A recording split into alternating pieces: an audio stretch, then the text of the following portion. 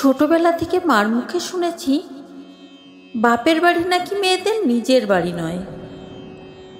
বিয়ে হয়ে যখন শ্বশুর বাড়িতে এলাম, প্রায় শ্বশুর বলতেন, আমার বাড়িতে এসব সহ্য করব না, এসব চলবে না। সেদিনই বুঝে নিয়েছিলাম এই বাড়িটা আমার শাশুড়ি মায়েরই নয়। আমার তো প্রশ্নই ওঠে না।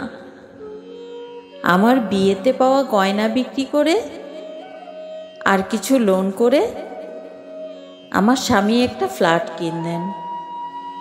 আমি মনের মতো করে সাজালাম, ভাবলাম আমার বাড়ি। বুধবার করে দুপুরবেলা খালপাড়ের কাজের মেয়েদের নিয়ে শুরু করলাম সেলাই ক্লাস। একদিন আমার স্বামী জানতে পেরে স্পষ্ট ভাষায় বলে দিলেন, আমার ভাষায় বস্তি ঢোকানো চলবে না। সেদিন আবারও বুঝলাম এই চার দেওয়াল আর এই ছাদটাও আমার বাড়ি নয়। তারপর ছেলে এসে বলল, বাবা তো নেই, এই বাড়ি ভাড়া দিয়ে এবার চলো আমার বাড়ি। মনে মনে হাসলাম।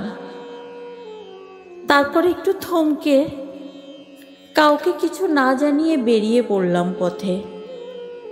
হয়তো নিরুদ্দেশের বিজ্ঞাপন বের হবে, কিন্তু জানেন, আমি নিরুদ্দেশ নই। আমি নিরুদ্দেশ নই।